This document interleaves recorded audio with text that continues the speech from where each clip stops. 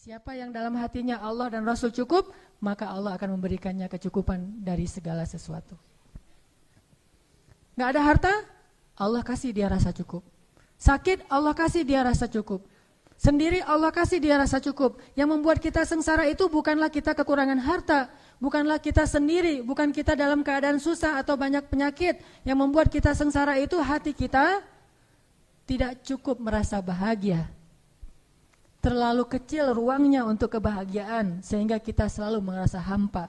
Sedangkan orang yang Allah cukupkan, mungkin dia adalah orang yang Allah uji dengan penyakit sekian belas tahun tidak sembuh seperti Nabi Ayub. Mungkin dia orang yang Allah uji dengan kehilangan orang-orang yang dia cintai seperti Nabi Yakub. Mungkin dia adalah orang yang diuji dengan harus meninggalkan orang yang paling dia cintai seperti Ibrahim. Tetapi Allah cukupkan hatinya dengan kebahagiaan. Hasbunallah. Tidak ada yang lebih berharga bagi kita daripada Allah. Maka siapapun yang memberikan hatinya lebih dulu kepada makhluk sebelum kepada Allah dan Rasul, siap-siaplah untuk sengsara dan kecewa. Berikan hati kita kepada Allah dan Rasul. Setelah itu Allah yang akan memberikan hati itu kepada orang yang paling layak untuk kita. Jadikan Allah dan Rasulullah itu cukup dalam hati kita. Setelah itu Allah akan mencukupkan segala kebutuhan kita. Masih ingat kisah kaum Ansor setelah perang Hunain? Perang Hunain itu terjadi setelah perang apa? By the way, perang Hunain namanya. Terjadi setelah perang Fathu Makkah. Jadi Nabi habis Fathu Makkah, kemudian Nabi ekspansi lagi ke daerah Ji'ronah sampai ke Taif. Sekarang tuh jadi salah satu tempat untuk memulai umroh atau mikot, yaitu Ji'ronah, sekitar 30 menit dari kota Mekah. Setelah selesai perang Hunain, kaum muslimin itu mendapatkan ghanimah yang sangat banyak, hampir sebanyak perang Khaybar. Jadi dua perang yang paling besar ghanimahnya itu, satu perang Khaybar dan di bawahnya perang Hunain. Ribuan ekor onta, ribuan domba, ribuan kuda dengan alat-alat perang yang berharga, kemudian juga berhala-berhala yang terbuat dari emas dan perak, itu ditinggalkan di medan perang dan diambil oleh kaum muslimin. Mungkin ratusan miliar. Ketika mendapatkan semua ghanimah itu kemudian dikumpulkan di sisi Rasulullah, karena yang membagikan ghanimah cuma Rasulullah waktu itu. Tiba-tiba Rasulullah memanggil Abu Sufyan, orang Mekah yang baru masuk Islam. Ya Abu Sufyan, ambillah onta yang kamu suka, 100 ekor onta. Abu Sufyan mengambil 100 ekor onta dan mengatakan, saya merasa nyaman sekali dalam Islam. Bagi dia, kenyamanan dalam Islam itu masih diukur dengan harta. Ini namanya mu'allaf, orang yang dibujuk hatinya dengan harta. Abu Sufyan senang membawa 100 ekor unta. Kata Rasulullah, cukup ya Abu Sufyan? Cukup ya Rasulullah, cuman kalau ada lebih boleh sih. Dikasih lagi 100 ekor unta, sampai Abu Sufyan mendapatkan lebih dari 200 ekor unta. Panggil lagi tokoh-tokoh Quraisy yang lain yang baru masuk Islam, dikasih lagi 100 ekor unta. Hampir semua orang Mekah itu mendapatkan unta yang lebih dari 10 ekor unta. Bahkan tokoh-tokohnya itu mendapatkan ratusan ekor unta. Setelah semuanya dibagi, ghanimah habis. Onta, domba, kuda, berhala yang terbuat dari emas dan perak, dibagi semuanya kepada orang Mekah dan sedikit orang Muhajirin. Orang Ansor gak dapat apa-apa. Orang Ansor jangankan onta, ayam atau bebek aja gak dikasih. Coba, gak dapat apa-apa tuh. Batu akik, cincin batu akik aja gak dikasih. Padahal cincin batu akik itu banyak dari tubuh-tubuh orang-orang kafir yang terbunuh, akhirnya ambil batu akik atau apa. Batu akik kan mahal tuh dulu. Wah, gak dapat apa-apa sama sekali. Sehingga akhirnya orang Ansor desas-desus, mulai komplain, mulai komen. Apa komplainnya? Rasulullah mah kalau udah ketemu dengan keluarganya lupa sama kita. Satu orang yang ngomong kayak gitu, yang lain bilang, benar gitu. Akhirnya semuanya juga, oh iya benar ya Rasulullah. Ini gara-gara satu orang nih, was-wasah nih, yuwaswisu fi sudurin nas. Akhirnya yang lain juga ikut kayak gitu. Iya ya, saya nggak kepikiran sampai kayak gitu, ternyata Rasulullah bisaan ya, gitu-gitu. Akhirnya semuanya pada orang-orang Ansor desas-desus, mereka mengeluhkan ketidakadilan Rasulullah dalam membagi ghanimah. Sampai akhirnya desas-desus ini hampir membuat mereka demo gitu. Bayangin orang Ansor pengen demo, turun jalan yuk rame-rame. Siapa nih kira-kira yang jadi koordinator lapangan Korlap? Ternyata sebelum mereka udah nyentuhin Korlap, Rasulullah dengar desas-desus kaum Ansor. Langsung dikumpulkan kaum Ansor. Dikumpulkan semuanya, Rasulullah bilang gini, ya ma'asyara Ansor, apa yang kalian katakan di belakangku, kata Rasulullah. Ya gak berani atau ya kalau Rasulullah udah ngomong gitu, diam aja. Ya ma'asyara Ansor, aku sudah mendengar apa yang kalian katakan nih. Sebentar lagi ya sebelum azan, biar kita tuntasin adegannya. Ya ma'syara Ansor, aku dengar apa yang kalian ucapkan di belakang. Tapi wahai ma'syara Ansor, bukankah dulu kalian itu orang-orang yang kufur kepada Allah, lalu aku datang membawa iman kepada kalian? Bukankah dulu kalian bermusuh-musuhan saling membunuh, lalu aku mempersaudarakan kalian? Bukankah dulu kalian berada di tepi jurang neraka, lalu aku selamatkan kalian? Bukankah dulu kalian adalah orang-orang yang hampir saja celaka, lalu aku memberikan kepada kalian cahaya dari kegelapan? Ya ma'syara Ansor, apa yang kalian katakan di belakangku? Tiba-tiba salah satu dari lelaki Ansor berdiri dan mengatakan, ya Rasulullah, kami tahu jasamu betapa besar bagi kami ya Rasulullah. Tapi ya Rasul, bukankah dulu engkau terusir lalu kami terima engkau di kampung kami? Balas nih. Bukankah engkau dulu sendiri lalu kami menjadi keluargamu? Bukankah engkau datang dalam keadaan tidak punya apa-apa, kami serahkan seluruh harta kami untukmu ya Rasul? Bukankah ketika engkau berperang kami yang membelamu, bahkan banyak dari kami yang syahid demimu ya Rasul? Balas. Setelah selesai itu Rasulullah mengatakan, ya ma'syar Ansor, bagaimana pendapat kalian? Jika orang-orang Mekah itu pulang ke kampung halaman mereka membawa sampah-sampah dunia, dan kalian pulang ke kampung kalian membawa Allah dan Rasul, tidakkah kalian rela? Langsung mereka berteriak, kami rela Allah dan Rasul. Biarkan mereka membawa pulang sampah-sampah dunia, kita dapat Allah dan Rasul. Allahu Akbar. Semuanya semangat dikasih Allah dan Rasul. Kalau kita disuruh pilih kayak gitu, ya Rasulullah, Allah dan Rasul plus harta juga ya Rasulullah. Itu mah kita ya. Insyaallah nanti kita lanjutkan setelah salat Isya.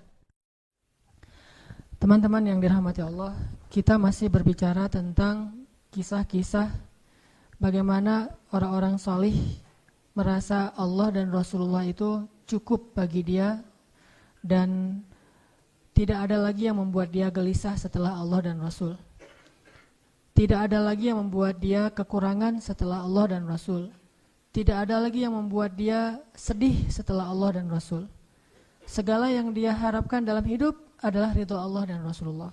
Segala yang dia cari adalah ridho Allah dan ridho dari Rasulullah SAW. Sehingga dia berusaha siang dan malam mencari ridho Allah dan berusaha siang dan malam untuk mengikuti dan meneladani Rasulullah SAW. Sampai kisahnya itu hal-hal yang menakjubkan, betapa mereka mencintai Allah dan Rasulullah itu dalam adegan-adegan yang menurut kita kadang agak aneh gitu. Seperti Imam Ibnu Taimiyah ketika beliau ditangkap, beliau tenang. Lalu ketika di dalam penjara beliau dikurung sendiri, beliau tenang. Ketika beliau dibiarkan kelaparan, beliau tenang. Ketika beliau dibuat tidak bisa tidur, beliau tenang. Bahkan ketika beliau mau dihukum mati digantung, beliau tenang. Sampai orang-orang penasaran dan bertanya kepada Ibnu Taimiyah, kenapa engkau tenang sekali menghadapi semua ujian ini? Apa kata beliau? Ketika saya dikurung, maka saya menganggap diri saya sedang berduaan dengan Allah. Dan itu membuat saya tenang. Ketika saya tidak bisa tidur, maka saya sedang menganggap saya sedang qiyamul lail dan menghadap Allah yang turun ke langit dunia setiap malam. Dan itu membuat saya tenang. Ketika saya lapar, saya menganggap saya sedang berpuasa karena Allah, dan itu membuat saya tenang. Dan kalau mereka mengancam saya untuk dibunuh, saya anggap saya mendapatkan keistimewaan syahid di jalan Allah, dan itu pun membuat saya tenang. Jadi tidak ada satupun masalah di dunia itu yang membuat dia gusar atau membuat dia panik, membuat dia putus asa, karena selalu dia merasa bersama Allah Subhanahu wa taala. Hasbunallah wa ni'mal wakil. Cukup bagi kita Allah. Teman-teman pernah enggak ngerasain kalau misalnya naik motor yang biasa pakai helm, sesekali naik motor jalan jauh enggak pakai helm, kira-kira ngerasa khawatir enggak? Hariwang enggak tuh? Hariwang kan?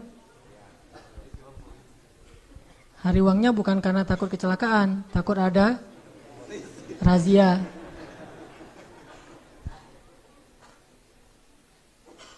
Terus ketika jalan pakai helm, helmnya tuh yang udah standar SNI misalnya, udah bagus, rasanya gimana? Merasa lebih tenang dengan pakai helm? Tawakalnya kepada helm. Jalan, mobil kita tuh ada asuransinya. dengan jalan dengan mobil tidak ada asuransinya secara normal, lebih nyaman yang mana? Yang ada asuransi. Perasaan tenang, perasaan cukup, perasaan tidak khawatir karena pakai helm, karena pakai asuransi, karena jalannya dengan seorang teman yang badannya gede misalnya.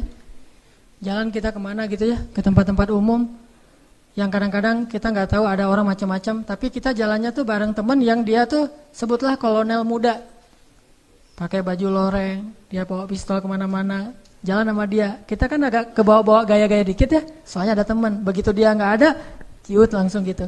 Kenapa bisa kayak gitu? Karena merasa tenang, cukup dengan ada orang-orang yang kita anggap bisa melindungi kita, dengan ada hal-hal yang bisa melindungi kita. Apakah kalau kita membaca doa ketika kita meninggalkan rumah kita ngerasa tenang seperti pakai helm? Kalau belum baca doa, astagfirullah, ternyata saya belum baca doa. Subhanalladzi sakhkhara lana hadza. Pas sudah selesai baca doa, udah tenang nih. Nyetirnya tenang nih. Kenapa? Udah baca doa. Nyetirnya tenang. Kenapa? Karena udah tawakal sama Allah. Ninggalin keluarga tenang. Kenapa? Karena udah baca doa. Ya Allah, saya titipkan keluarga saya kepadamu. Engkau sebaik-baik penjaga. Udah pergi tenang. Walaupun kita agak-agak sering dengar berita buruk tentang kondisi di lingkungan kita, tapi begitu kita baca doa jadi tenang. Ala bidzikrillahi tatmainnul qulub. Itulah orang yang menjadikan Allah hasbi Allah. Terus kalau ada masalah diingatkan, tenang aja lah, kita serahin aja sama Allah. Oh iya ya, serahin sama Allah, gampang lah kalau kayak gitu mah. Udah ngelibatin Allah jadi tenang. Itu berarti hasbi Allah. Sehingga kalau ada masalah sedikit, udah serahin aja sama Allah. Ya udah, tenang. Udah ntar Allah yang balas. Oh, sebaik-baik Allah sebaik-baik pembalas. Balasannya jauh lebih baik daripada balasan manusia. Tenang. Kenapa bisa merasa tenang? Karena di hatinya itu hasbi Allah, cukup Allah, dan yang lain itu nggak akan pernah memberi kecukupan buat kita kecuali Allah Subhanahu wa taala. Saya beberapa kali pernah misalnya harus pergi malam-malam. Bukan perjalanan saya yang saya khawatirkan, tapi keluarga yang saya tinggalkan. Ini gimana nih keadaan keluarga di lingkungan yang mungkin beberapa tetangga pernah kemalingan misalnya. Dan tidak ada laki-laki di rumah, saya pergi. Atau namanya walaupun ada laki-laki juga, namanya perampok mungkin rame-rame. Atau habis kejadian, ada rasa khawatir kan? Tapi saya harus pergi malam-malam karena ada acara qiyamul lail atau acara itikaf.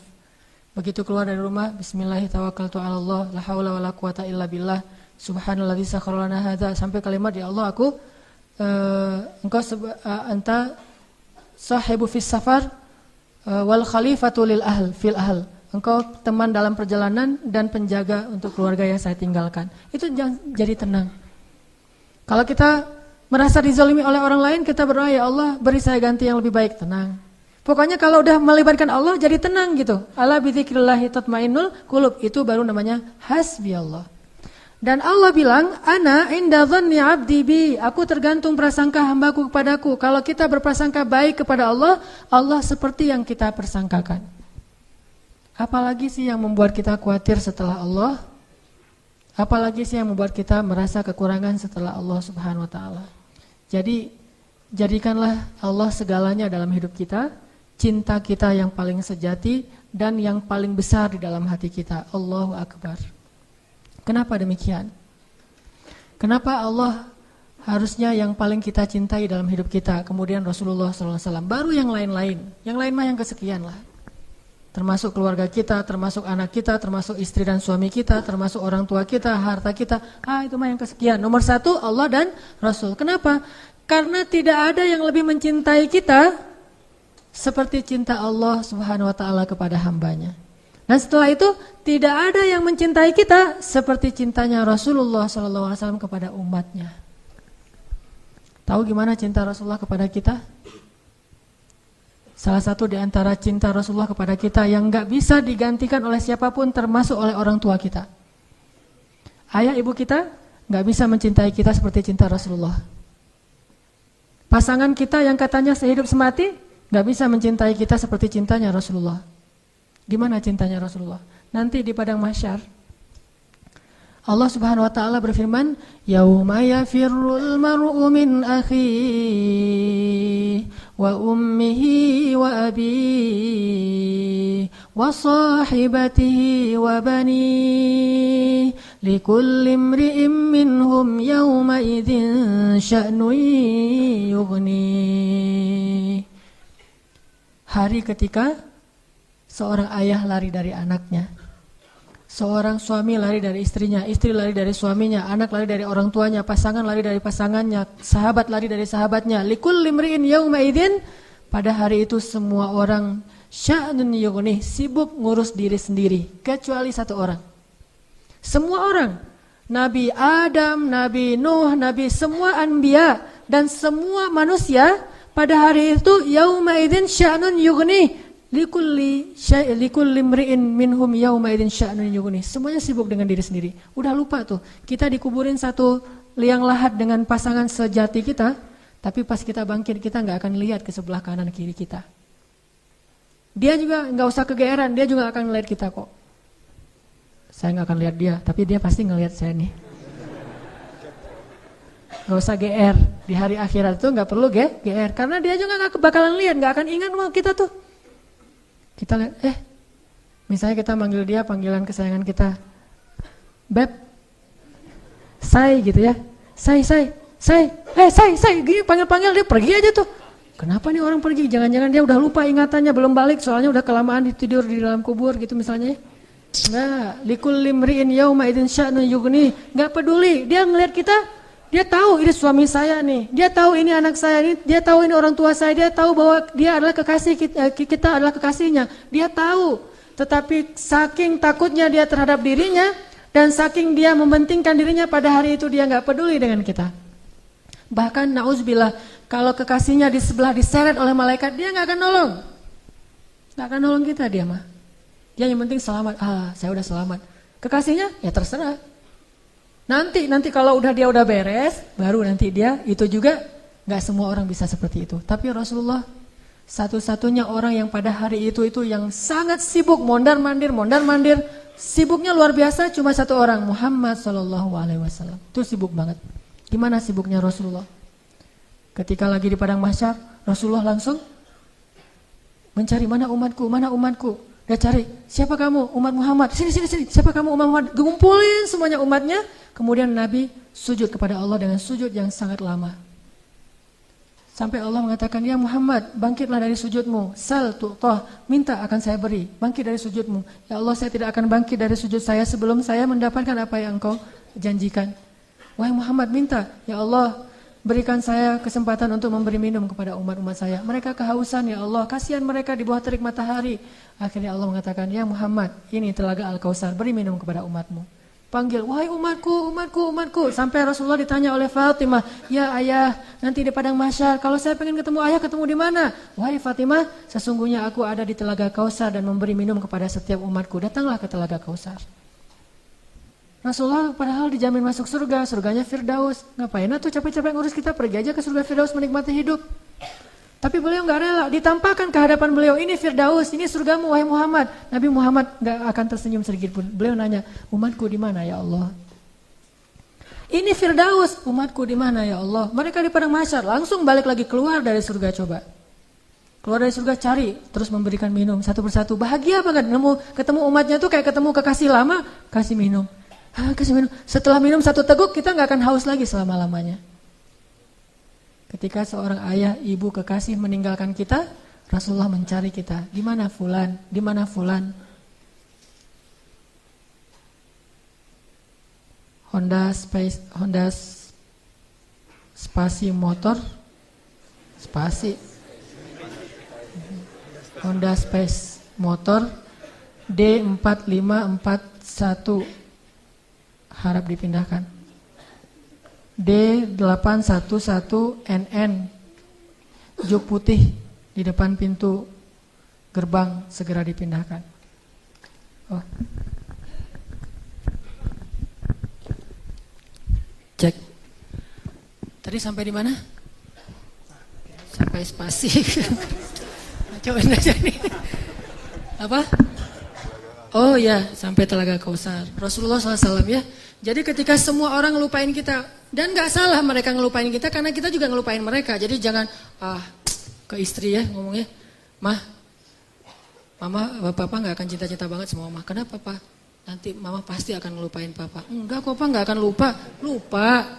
Kapan pak? Nanti di akhirat. Oh iya, papa juga gitu kan? Iya sih. Di situ emang semua orang saling melupakan, dan saling melupakan itu bukan karena Allah mencabut memori dan ingatan kita, karena memang kita mementingkan diri sendiri kecuali Rasulullah SAW. Di mana umatku ya Allah? Kasih minum satu-satu. Setelah dikasih minum, Rasulullah SAW sujud lagi. Ya Muhammad, kenapa engkau sujud? Sujudnya lama banget sambil menangis di hadapan Allah. Ya Rabbi, ya Rabbi, ya Rabbi. Terus Allah mengatakan, bangun ya Muhammad, aku berikan apa yang kau minta. Ya Allah, selamatkanlah umatku dari sirat.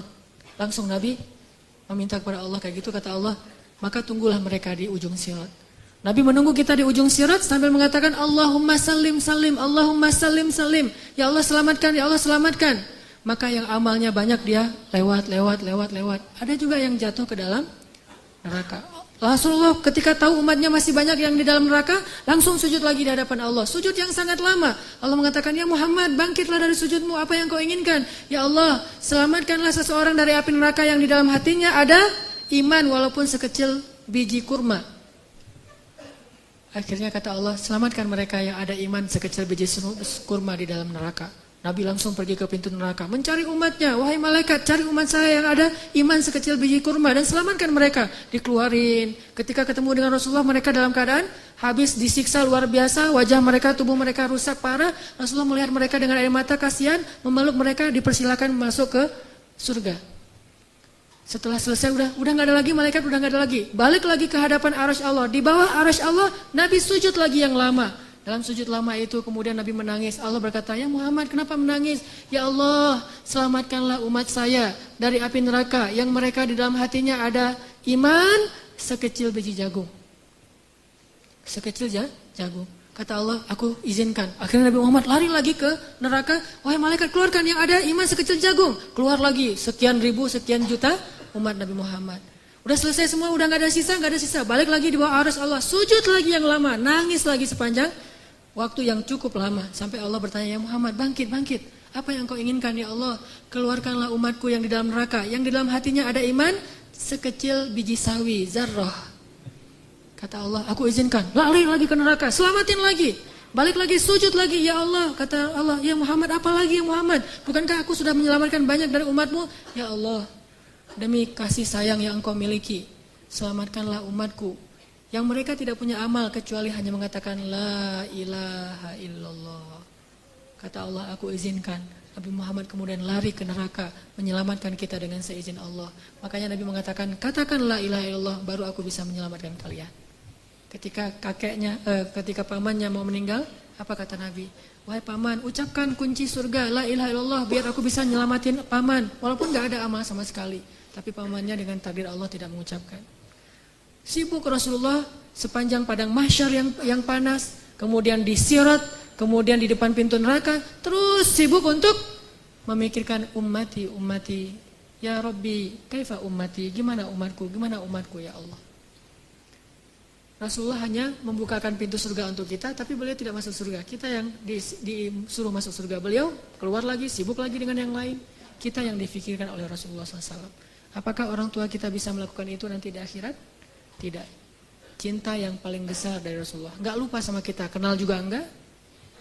Bahkan kita berselawat kepada beliau aja males. Beliau tidak menyelamatkan, ya Allah selamatin aja orang yang berselawat kepada saya. Yang enggak mau selawat enggak usah. Enggak. Yang ada iman sekecil zarrah, yang ada iman sekecil jagung, yang ada iman sekecil biji kurma. Enggak masalah, yang penting umatku ya Allah, selamatkan mereka. Sampai pernah orang kalau sakaratul maut itu kan sakitnya luar biasa ya. Dan kita tahu adegan sakaratul maut Rasulullah. Apa yang beliau panggil? Ummati. Umatku. Ketika beliau haji wada, apa yang beliau ucapkan? Sampaikan apa yang kalian dengar ini kepada umatku yang tidak mendengar. Kepada kaum muslimin yang tidak mendengar. Akhirnya riwayat itu sampai kepada kita. Terus mikirin kita. Hingga suatu hari Nabi lagi duduk bersama sahabat. Nabi bilang gini, wahai para sahabat, tahukah kalian siapa manusia yang paling dicintai oleh Allah? Dan aku juga mencintainya. Kata para sahabat, para nabi ya Rasul. Kata Rasul, kalau para nabi wajar dicintai oleh Allah. Mereka itu adalah utusan-utusan Allah. Mereka dapat wahyu dari Allah. Mereka langsung berbicara dengan Allah seperti Musa, wajar dicintai oleh Allah, tapi bukan itu maksud saya. Oh, kalau gitu para sahabat-sahabat Nabi seperti kami ya Rasul, kalau kalian bertemu dengan aku, wajar jika Allah mencintai kalian, wajar jika aku mencintai kalian karena kalian bertemu dengan aku. Dan kalian menjadi orang-orang yang langsung melihat mukjizatku, tapi ada yang lebih dicintai oleh Allah daripada kalian. Siapa ya Rasulullah? Mereka adalah umatku yang datang setelah kalian. Mereka tidak pernah melihat aku, tetapi mereka beriman kepadaku dan mencintaiku, mengikuti sunnahku. Aku rindu kepada mereka. Kalian adalah sahabat-sahabatku, tapi mereka adalah keluargaku, kata Rasulullah SAW. Kita ini dianggap keluarga Rasul, Ahlul Bait loh. Bukan kita yang ngaku-ngaku Rasulullah keluarga kita. Itu mah wajar banget, orang kita orang biasa, Rasulullah orang luar biasa. Tapi Rasulullah ngaku kita sebagai keluarganya. Padahal Rasulullah tahu nggak semua dari kita itu setia kepada beliau. Yang marah ketika nama beliau dicoreng. Yang marah ketika tentang beliau itu diselewengkan. Yang marah ketika beliau dihina. Nggak semua dari kita punya kesetiaan yang besar kepada beliau. Tapi beliau menganggap kita keluarganya. Beliau rela menghabiskan hidupnya dalam kesusahan demi supaya hidayah ini sampai kepada kita. Siapa sih yang mau susah payah untuk kita kalau bukan karena mencintai kita? Siang malam hartanya habis, dihina, dicela, diusir dari kampung halamannya. Apa yang beliau harapkan? Supaya hidayah ini sampai kepada seluruh manusia. Itu yang paling beliau harapkan. Sampai pernah Rasulullah lagi duduk lewat seorang orang Bani Israel lagi menggotong jenazah gitu. Rasulullah nangis. Lalu para sahabat bertanya, ya Rasulullah kenapa engkau menangis? Kan yang meninggal itu bukan muslim tapi Bani Israel. Kata Rasulullah, saya menangis karena saya belum sempat mendakwahi dia sehingga dia mati dalam keadaan kufur. Saking cintanya Rasulullah kepada umatnya. Dan bahkan dengan seizin Allah, Rasulullah SAW sering berdoa untuk kita. Di antara doa-doa yang sering beliau ucapkan di malam hari ketika beliau tahajud. Beliau kalau tahajud itu bukan ngedoain diri sendiri, Allah masukkan saya ke surga, bukan. Justru itu Allah menjaminkan itu kepada beliau karena beliau sering mendoakan kita. Ya Allah umatku di Palestina, ya Allah umatku di Syam, ya Allah umatku di Yaman dan yang mengikuti arah Yaman dan seterusnya sampai ke kita. Semuanya didoakan di dalam solat malamnya Rasulullah SAW. Sehingga akhirnya hidayah ini sampai kepada kita. Ini baru Rasulullah, belum lagi cinta Allah kepada kita.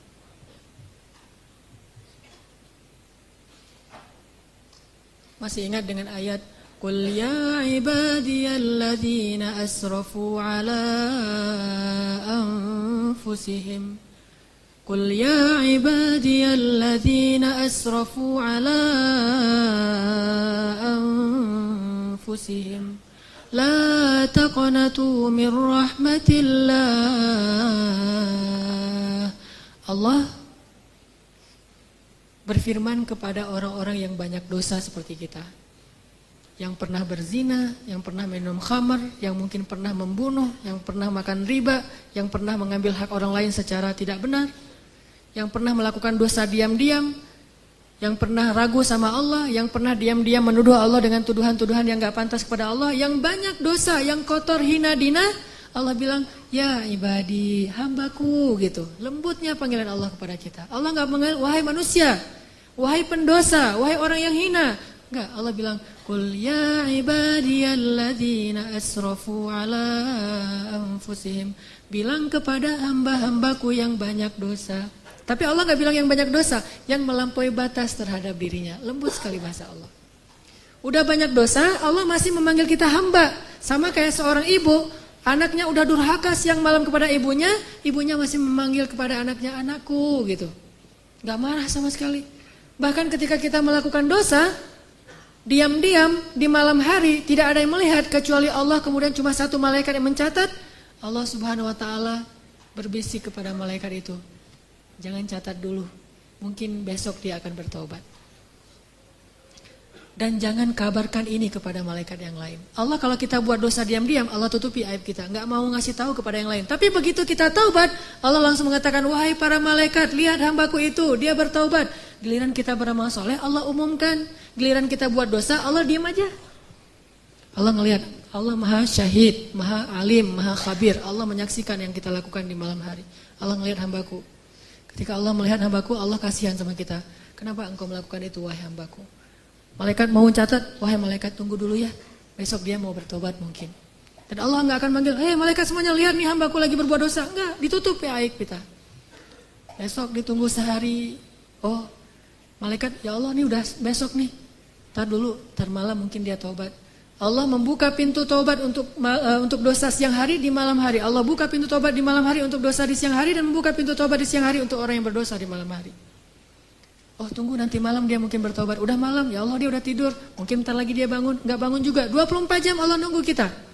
Gak boleh catat dulu. Hari pertama gak bertobat, gak datang kepada Allah. Tunggu nanti hari Jumat. Siapa tahu pas hari Jumat dia datang bertobat kepadaku. Allah tunggu di pintu masjid. Mana hambaku yang itu gak datang-datang. Allahu Akbar, Allahu Akbar. Kita masih sibuk di rumah. Kita sibuk di pasar, kita sibuk bekerja, kita menunda-nunda, alasannya kita macet di jalan. Allah tunggu kita di masjid. Gimana? Di depan mihrab.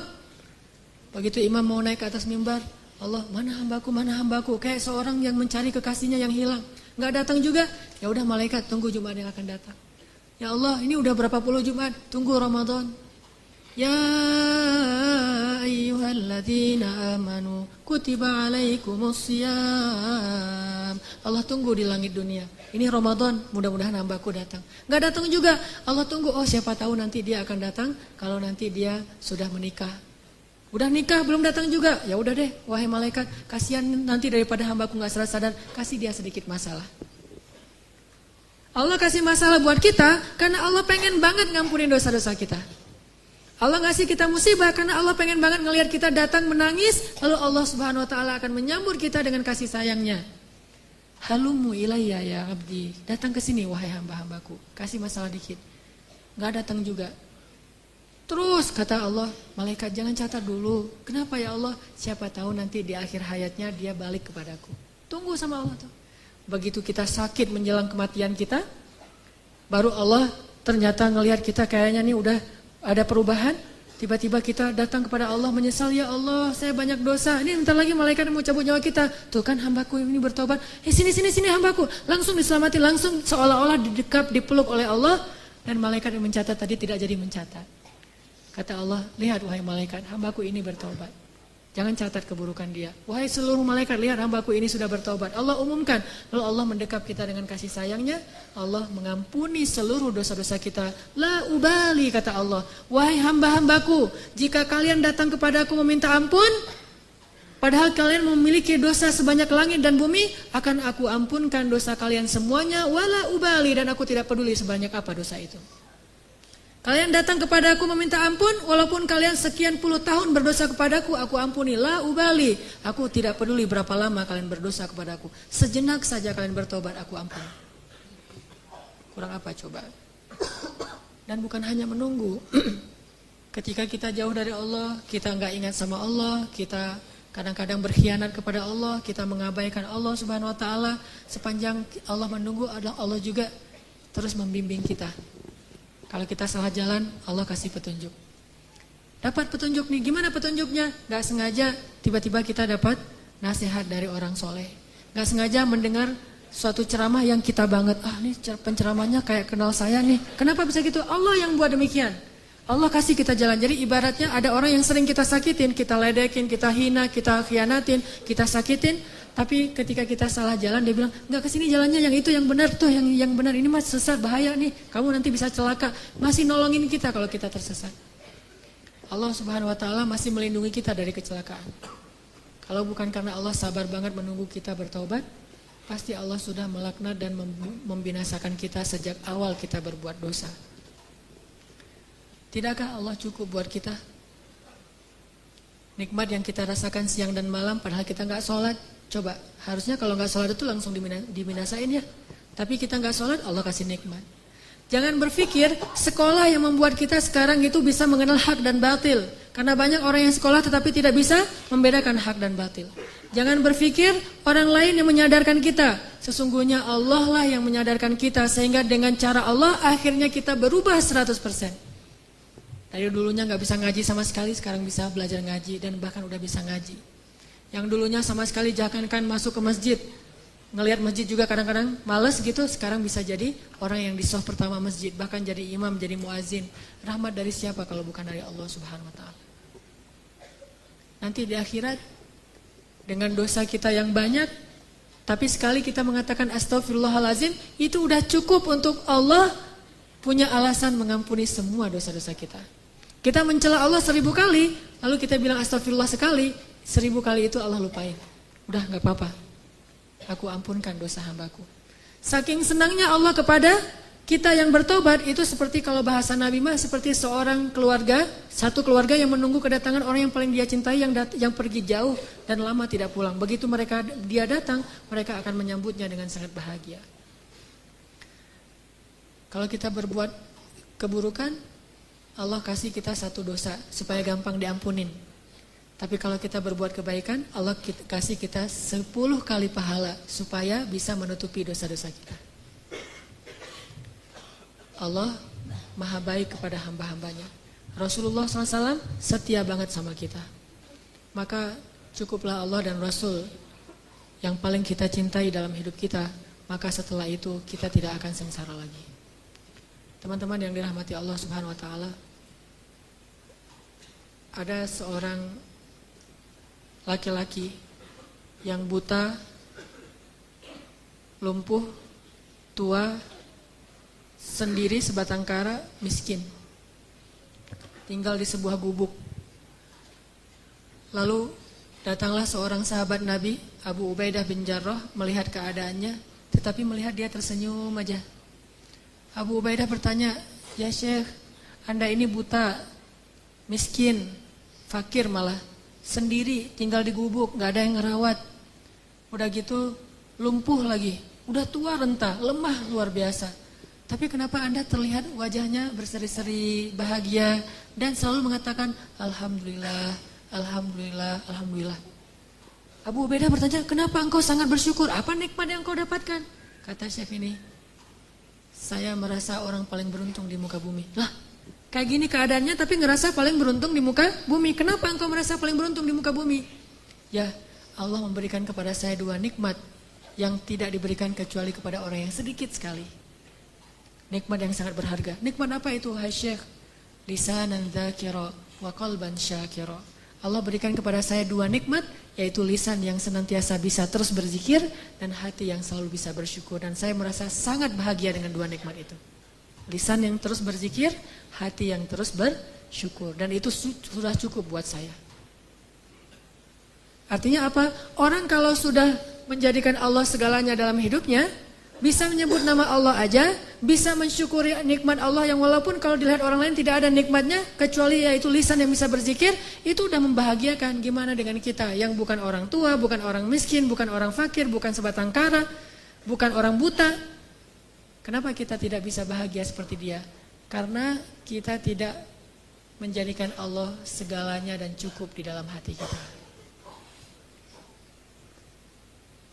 Karena Allah tidak segalanya dan cukup dalam hati kita. Padahal kalau kita libatkan Allah dalam hidup kita, Allah akan selesaikan semua urusan kita. Masih ingat kisah 2 orang yang saling berhutang tapi pakai nama Allah? Kita mah kalau berhutang pakai apa? Notaris ya, juru tulis, pakai admin, pakai saksinya manusia. Ini enggak, Allah yang dilibatin. Jadi ada 2 orang, dua-duanya saleh, saling berhutang. Si A berhutang ke si B, kata si A, "Akhi, boleh saya berhutang, saya butuh uang." "Oh boleh. Dikasih duit berapa? 100 dinar, dikasih 100 dinar. Setelah dikasih 100 dinar, yang punya uang bilang, "Ini nanti saksinya siapa nih? Kita cuma berdua." Kata orang yang berhutang, "Boleh enggak kalau saksinya Allah?" Kata yang memberi hutang, "Oh kalau Allah boleh. Allah tuh sebaik-baik saksi." "Ya saya setuju, ya udah saya serahin nih duitnya." Allah sebaik-baik saksi. Udah gitu kepikiran lagi, nanti bayarnya kapan? Beri saya waktu 1 tahun. Kalau kamu nanti 1 tahun gak sanggup bayar, gimana jaminannya? Siapa yang menjamin? Kata orang itu, "Boleh gak? Saya emang gak punya jaminan apa-apa. Kalau Allah aja yang menjamin, boleh gak?" Kata dia, "Allah? Ya, wah Allah sebaik-baik penjamin. Boleh banget. Bang, kalau Allah yang menjadi penjamin, udah gak khawatir dah." Ya udah, sah gitu, udah ambil duitnya 100 dinar. Pulang dia, ternyata beda pulau. Selang beberapa lama setelah jatuh tempo, dia udah ngumpulin uang 100 dinar, mau dia balikin, dia mau nyebrang nih. Ternyata dengan seizin Allah, takdir Allah terjadi badai, sehingga tidak ada perahu yang berani menyeberang. Yang punya uang, nungguin di balik lautan, dia nunggu di pantainya. Mudah-mudahan hari ini dia datang membayar hutang saya, karena saya kenal dia orang yang jujur, amanah, baik hati, pasti dia akan datang. Ditunggu, nggak datang-datang. Ternyata dia nggak bisa nyebrang. Tapi sebelum orang yang tadi mau nganterin duit itu pulang, karena dia sudah janji mau datang, dia paksain, akhirnya uang itu dia taruh di dalam sebuah batang kayu, kemudian kayu itu dia hanyutkan ke dalam lautan sambil berkata, "Ya Allah, dulu ketika kami berhutang," dia bertanya, "Siapa saksi?" Saya bilang, "Engkau lah saksi." Kata dia, "Engkau sebaik-baik saksi." Lalu dia bertanya, "Siapa yang menjamin?" Saya bilang, "Engkau lah penjamin." Kata dia, "Engkau sebaik-baik penjamin." Ya Allah, saya sudah melibatkan Engkau dalam urusan kami, dan dia juga ridho dengan hal itu. Hari ini dengan takdirmu saya tidak bisa menyeberang. Mudah-mudahan dengan saya mengirimkan uang lewat sebatang kayu ini, Engkau menyampaikan kepada orang itu, karena Engkau sebaik-baik saksi dan sebaik-baik penjamin. Dihanyutkan, bismillah tawakkaltu ala Allah. Orang yang nunggu di seberang, karena udah sore akhirnya dia pulang. Sebelum dia pulang, dia lihat ada sebatang kayu yang terapung-apung, dia ambil untuk jadi kayu bakar di rumahnya untuk menghangatkan tubuh. Pas dia belah di rumahnya, dia temukan bungkusan dan dia buka, ada uang 100 dinar. Ada surat di situ, "Akhi, maaf saya nggak bisa menyeberang, soalnya terjadi badai yang luar biasa di sebelah sana. Tetapi saya coba titipkan ini kepada sebaik-baik saksi dan sebaik-baik penjamin Allah, mudah-mudahan sampai kepadamu." Ketika dia baca itu, dia langsung bertakbir, Allahu Akbar, hasbunallah wa ni'mal wakil. Mungkin kita nggak bisa kayak gitu dalam hutang piutang. Mau hutang piutang kayak gitu? Kita datang ke salah satu finance, "Pak, saya mau kredit motor." "Oh ya Mas, silakan kredit motor nih, ada beberapa produk nih dari kita nih yang setahun, 2 tahun, 3 tahun. "Oh boleh, saya mah 3 tahun aja biar gampang gitu." "Oh ya, jaminannya apa? Ada BPKB atau apa gitu? Atau slip gaji atau apa?" "Boleh nggak? Allah aja yang jadi jaminannya." Ada yang mau kayak gitu? Kenapa nggak mau? Karena Allah tidak cukup buat kita. Mungkin cukup buat kita, tidak cukup buat orang yang berhutang. Kita mah udah baik-baik. Oh, Allah sebaik-baik saksi, Allah sebaik-baik penjamin. Wah, orang kayak gini nih bakal rugi. Kenapa? Semua transaksi dia tuh gagal karena dia berhadapan dengan orang yang tidak beriman. Tetapi kalau sama-sama beriman, masalahnya satu beriman, satu tidak.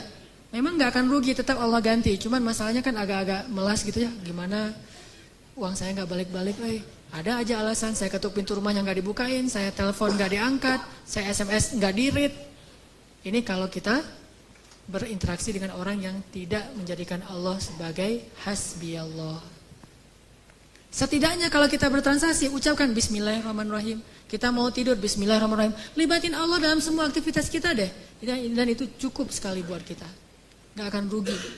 Satu-satunya nama yang kalau kita ucapkan itu gak rugi adalah nama Allah. Kita nyebutin nama ibu, kadang gak ngaruh. Tapi kalau kita nyebut nama Allah subhanahu wa ta'ala, itu luar biasa buat kita. Bahkan orang yang ahli maksiat pun kalau nyebut nama Allah, Allah selamatkan. Sedikit aja kita nyebut nama Allah, Allah udah langsung mengubah takdir untuk kita. Masih ingat kisah orang laki-laki di zaman Nabi Musa? Nabi Musa tanya kepada Allah, "Ya Allah, siapakah orang yang paling rendah nilainya di matamu di antara umatku?" Kata Allah, "Itu laki-laki yang kalau sholat paling belakang." Cari sama Nabi Musa, "Oh itu yang masbuk permanen." Jadi istiqomah banget untuk masbuk. Asal sholat pasti masbuk. Dan masbuknya itu bukan masbuk rakaat kedua, masbuk salam. Pasti tahiyat terakhir aja dia datang tuh. Kalau sholat Jumat duduk paling belakang deket teras atau di teras. Giliran selesai salam, yang paling duluan bunyiin kendaraan. Yang pertama nyalain motor. Pulang duluan gitu. Itu tuh yang paling rendah nilainya di mataku di antara umatmu. Oh itu si kakek-kakek buta, masbuk terus. Nabi Musa memandangnya sebelah mata. Ini orang pasti ini munafik, pasti ini nggak ada nilainya di apa, pasti dia nggak akan masuk surga. Terus diperhatikan nggak ada perubahan. Sampai suatu saat Nabi Musa ngepoin dia, mana dia kok nggak datang? Ternyata pas ditanya dia udah meninggal dunia. Makanya nggak datang lagi, udah nggak istiqomah sekarang masbuknya, karena udah meninggal, is dead lah ya. Nabi Musa tanya ke Allah, "Ya Allah, Gimana keadaan orang itu di akhirat? Apakah dia masuk surga atau neraka? Kata Allah, ya Musa, dia itu udah masuk surga. Nabi Musa kaget, hah? Gimana ceritanya ya Allah dia masuk surga? Bukannya dia nggak punya amal sama sekali, sholatnya juga males-malesan, datang ke masjid selalu telat. Kata Allah, ya Musa, tahukah kamu? Suatu hari sebelum dia meninggal, hari terakhir dia sholat dan masbuk, tetap masbuk. Hari terakhir dia sholat, masbuk. Pas dia pulang, dia dibantu oleh seorang pembantu yang bawa dia pulang. Di tengah jalan dia bertanya kepada pembantunya, kita sekarang lagi di mana nih? Kalau dalam riwayat yang lain mengatakan dia kesasar, nggak ada pembantu, kesasar sampai ke tengah lapangan, tanah yang lapang, ketemu orang, dia tanya, mas, saya ini lagi di mana nih? Orang buta. Orang itu mengatakan, bapak lagi ada di sebuah tanah yang luas, tanah yang lapang. Kata dia, enggak, rahmat Allah lebih lapang. Rahmat Allah lebih luas. Cuma itu doang kata-kata dia tuh.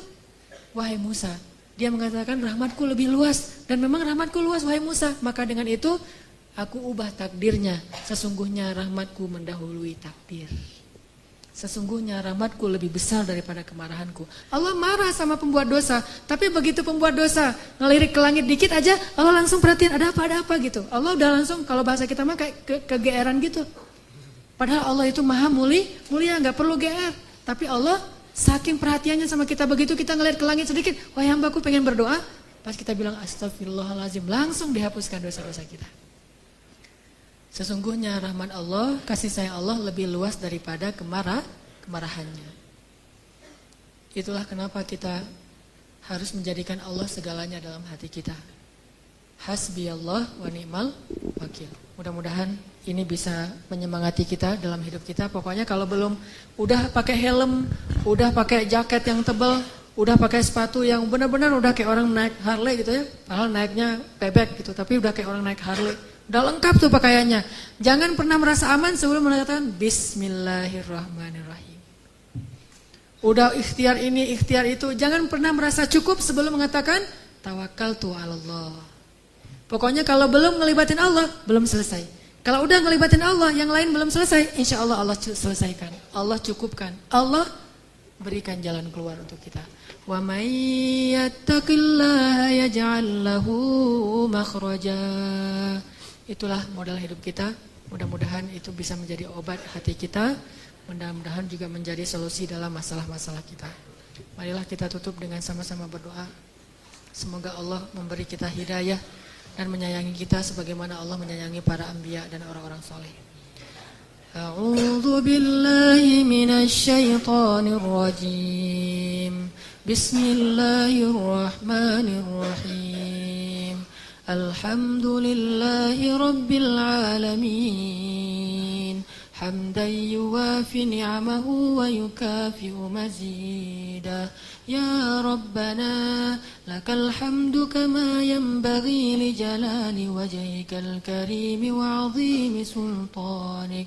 Allahumma salli wa sallim wa barik ala sayyidina Muhammad wa ala alihi wa sahbihi ajma'in. Radina billahi rabba, radina